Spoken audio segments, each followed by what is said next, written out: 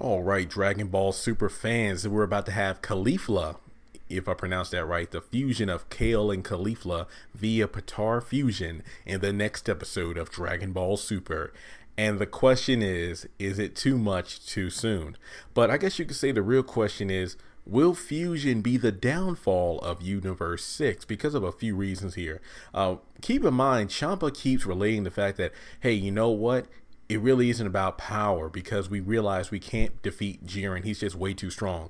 We have 4 warriors left. So the team with the most warriors by the end of the tournament, which I believe there's about, 22 minutes left, will be the winner. The problem with that, and again, it really depends on perspective, how the Grand Priest and Zeno will, look at this, but think of it this way. Let's say hypothetically, and, let's just say hypothetically,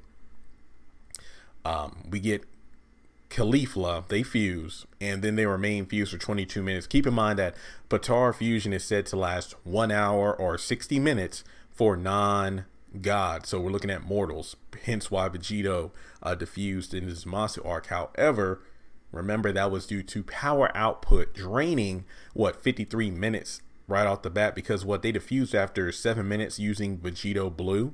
But the real power drainer came in the form of the final Kamehameha wave they used right before I guess you could say, they were trying to deliver the final blow on Merge Zamasu. Not sure that really would have worked due to being immortal, but that's besides the point.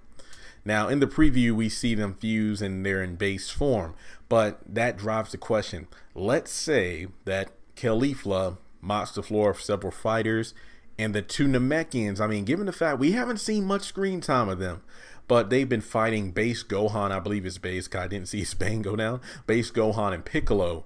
Piccolo is tired due to the number of regenerations he had to do to his arms during the sniper episode. So it looks like he was having a little bit of a hard time while Gohan was holding his own.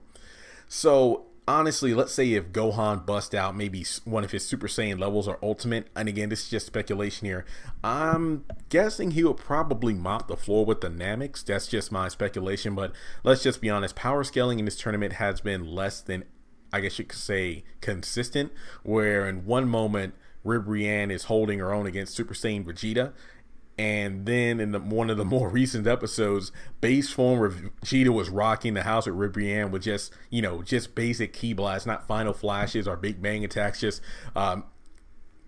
just energy blast that knocked her out of her spinning attack. But you're looking at the Namekians. Let's say if they were to fuse, so let's just say hypothetically that with Caulifla and Kale and then the two Namekians, let's say they all fuse. So we have a fused Saiyan and then a fused Namekian, and they're literally cleaning house.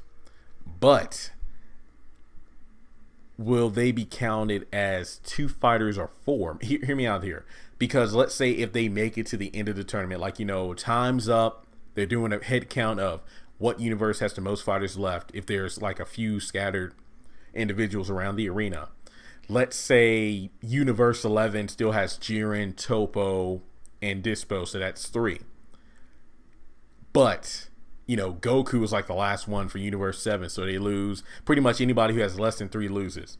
And then Champa, he has Caulifla and then the fused Namekian, and it's like, hey, we have 4 fighters left because Kale and Caulifla and the 2 Namekians, so we win. What if the Grand Priest and the Zenos rule in favor of, nope, Universe 11 wins because even though you originally had 4 warriors, they fuse with one another to make 2 separate warriors. So you lose by 1. That's one scenario why fusion may be the downfall of Universe 6. Second, it has to do with what I talked about earlier in regards to key output. I don't know how they're going to get the Patar earrings because I don't know if the Kai of Universe 6 can take off his earrings, because we did see that he is wearing his earrings during the cutaway scenes from the battle on the tournament grounds to the, eliminated individuals as well as the guys talking amongst themselves. Now, I don't think he'll be able to just take off his earrings and fling them into the arena. I think that might be against the rules unless Zeno says it's okay. I'm guessing that Kale and Caulifla might have Patar earrings in their pocket or something like that, and then they'll just take them out and use them to fuse. I'm guessing that might be the way to do it, because that would be outside assistance if the Kai threw him in. But look at this. Ribrianne transformed into Super Ribrianne with her God of Destruction, and then one of her eliminated teammates using like a lightsaber light or whatever to give her love power, and that helped her transform. So that was technically outside assistance. And then the same thing with Tien, Roshi, and Krillin donating ki to the spirit bomb, even though they're eliminated. So even though technically that was outside assistance, I guess it was like an energy transfer, so it doesn't count, but it technically should. But let's just put it this way. Let's say they fuse, which they are, but I'm guessing the power might go to the head. I feel like they might be a bit Gotenks like. Hear me out on this one. They're impressed by their power, so they're doing some real damage against Goku, or heck, they might even decide to fight more warriors instead. But their downfall might come from the drawback of, I'm guessing Champa might have explained. Here's what I'm guessing. Let's say if Caulifla and Kale have Petard earrings, on their person, and they just take them out of their pocket or something and put them on, they might have a cutaway scene where Champa is explaining to them, like, hey, here's a secret plan. So if things go wrong, you fuse and just beat the crap out of everybody. Remember how they had that cutaway scene with Frost about how Frost wanted to atone himself by, hey, if I sabotage Universe 7, Champa will put him back in good graces with Universe 6 in terms of, hey, I'll help you get your operation back off, from the ground up since you lost everything. And that's when he teamed up with Frieza, and then you saw how that went. So I'm guessing we might have a cutaway scene or flashback scene of Champa talking to Kale and Caulifla. But the thing about the power going to their head, which I speculate may happen, is the fact that they'll transform into like a regular Super Saiyan, but given the fact that they're fused together, remember, look at Gotenks. Goten and Trunks saw Super Saiyan 3 before Goku went back to Otherworld, but Goten and Trunks never achieved it on their own. But Goku explained and again, this is fusion dance I'm talking about here. He said that the power of the fusion dance is the fact that two individuals fuse into a powerful new being capable of feats neither individual could achieve on their own. So let's just say Petard does the same thing to the effect that obviously this is true. Caulifla is going to be much more powerful than Kale or Caulifla individually. So put together, I'm guessing they'll most likely achieve Super Saiyan 3. However, I don't think they're aware of a few things, like number one, the fact that Super Saiyan 3 consumes a lot of stamina. Goku never really said that in the last episode. I believe it's 113. He said that, oops, I accidentally went to this form, but I don't have enough stamina at the moment to maintain it. Caulifla and Kale probably didn't pick up on that because the fact that Goku had been exhausted the entire fight due to him recovering from the fight with Jiren.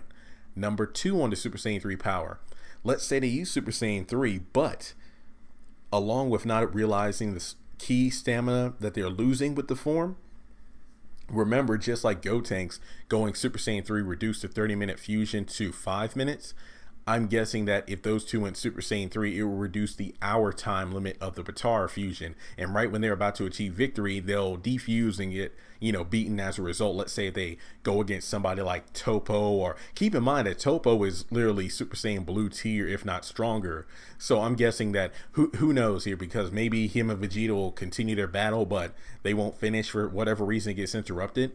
And because of that cocky attitude, Caulifla goes in there, Super Saiyan 3 tries to fight, and right when they're about to win, they defuse and get knocked out. I feel like that's going to be their downfall, unless Goku tells them otherwise, hey, don't do Super Saiyan 3, because even though you're able to handle it with the fused body, it will disrupt your fusion, not to mention drain your ki stamina. So that's just my thoughts on the fact that even though fusion looks like it's going to be a powerful asset to Universe 6, I feel like there'll be more drawbacks from the fusion of Kale and Caulifla and possibly the Namekians than there will be positives. Because remember, let's say if the Namekians fuse into one warrior and then Gohan and Piccolo have to, power it to maximum to take them out. If they take them out of the ring, that's both of them being eliminated at the same time. Like literally one knockout means two. Same with Caulifla. If they lose, hey, that's two right there, and Universe 6 is gone. So those are just my thoughts on the drawbacks if Caulifla happens. It will happen,